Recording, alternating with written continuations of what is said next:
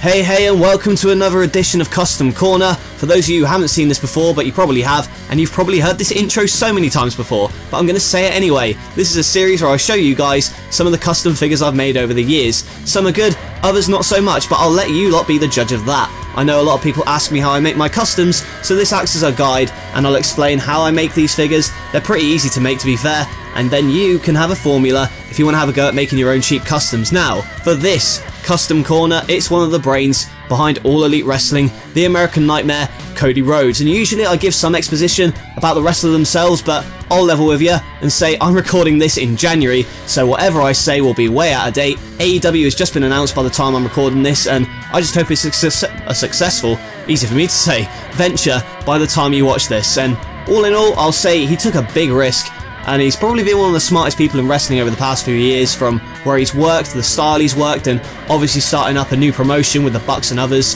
This attire that I'm showing this custom of is from Wrestle Kingdom 12 last year, where he faced Kota Ibushi. Fun fact, this figure I originally used as a custom for Finn Balor, and what I did was just scrape the paint off and use it as it was. It's an Elite 32 Cody Rhodes, but I decided that because of the marks left by the paint, I'd just redo the figure and update it for NLW.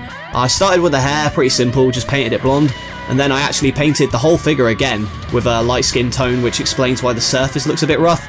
There were some marks that couldn't be scratched off, hence why I bothered to paint over the whole skin instead of just the attire and the hair. Sometimes it looks a bit yellow, but when I'm animating it's not that noticeable. I went over the eyebrows in marker as well, just to make those stand out more. Then obviously penciled on the dream tattoo on the chest. I repainted the hand tape and added the ring to his finger. Painted the legs in a couple of red coats and set about adding more detail, including the emblem you see on his side, which was tricky to get right, but overall I'd say this is one of the more accurate figure customs I've done in terms of colour and scale. I painted some of the gold detail as well, but you can see where some of the paint is chipped from when I've used it to animate.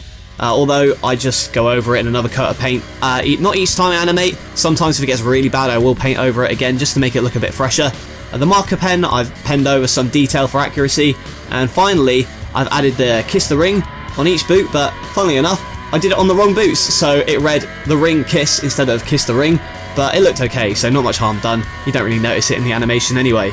It's a big fix-up for me to do, but I didn't want the figure going to waste. I actually quite like the figure, so once I wasn't using it as a Balor custom anymore, I decided, you know what, I'm going to use this as Cody Rhodes, and I did for a while, but then I thought, you know what, you can make this look a bit better, so I bothered to paint the whole skin again, and then paint the new attire onto him, and now he is one of the top stars on metal in No Limits Wrestling.